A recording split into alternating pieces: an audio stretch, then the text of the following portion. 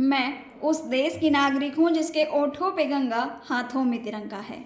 वो देश जो कभी सत्यम शिवम सुंदरम, कभी वंदे मातरम और कभी पंजाब सिंध गुजरात मराठा द्रविड़ उत्कल बंग है। नमस्कार, मैं युगी कटियार कन्नौज से आज अपना परिचय इसलिए दिया क्योंकि प्रणाम कर परिचय देना हम भारतवासियों की परंपरा है। भारत, क्या आप सभी शब्द का अर्थ जानते हैं? भा यानी प्रकाश। जिन शब्दों में भा आता है उनका संबंध प्रकाश से होता है।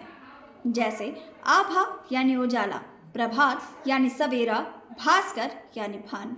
इन सभी शब्दों में भा आता है और इनका संबंध प्रकाश से है।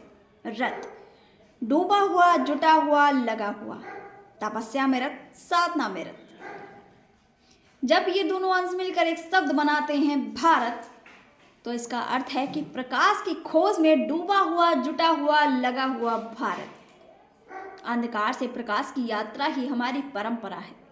तमसो मा ज्योतिर्गमय, इसलिए हमारे देश को भारत कहा जाता है। आज से जब भी आप अपने आप को भारतवासी कहें तो भारत का अर्थ सोचकर मुस्कुराएं जरूर।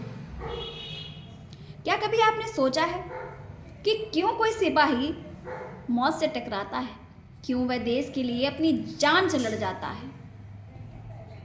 क्यों हम लोग जो ना उसके अपने हैं, ना दोस्त, ना यार, ना रिश्तेदार, फिर भी वह हमारे लिए अपने सीने पर गोलियां झेल जाता है? इस क्यों का जवाब छुपा है उस शपथ में जो भारत का एक फौजी वर्दी पहनते हुए उठाता है कि मैं शपथ लेता हूं कि हम खुद से पहले देश का ध्यान रखेंगे। हर धर्म, हर ग्रंथ से बढ़कर हमारे लिए संविधान रहेगा। कि हम शपथ लेते हैं कि हम दुनिया में कहीं भी रहें, हमारे दिल में हिंदुस्तान रहेगा। आज के दिन 26 जनवरी 1950 को हमारा देश यानी भारत एक गणतंत्र राष्ट्र बना था। इसका क्या मतलब है?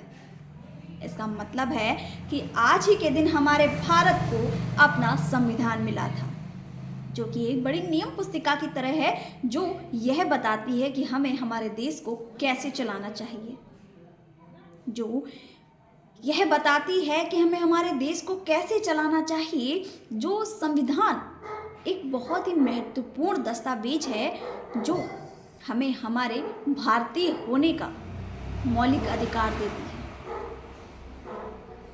जो हमें यह बताती है कि हमारा धर्म, जाति, भाषा कोई भी हो, हम सभी एक समान हैं। यह दिन यह याद करने का दिन है कि हम एक राष्ट्र के रूप में कितना आगे आ गए हैं।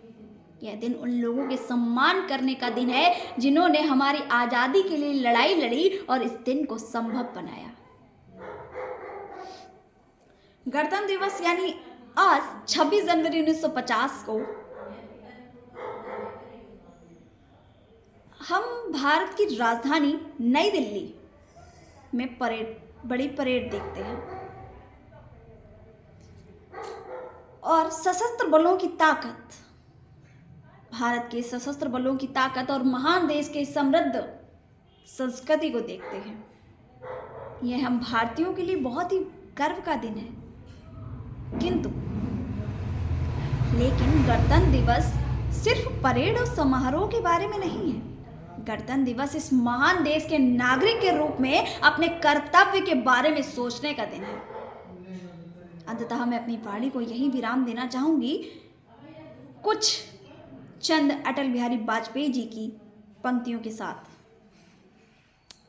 अटल बिहारी वाजपेयी जी ने कहा था कि भारत कोई भूमि का टुकड़ा नहीं है, ये जीता जागता राष्ट्र पुरुष है।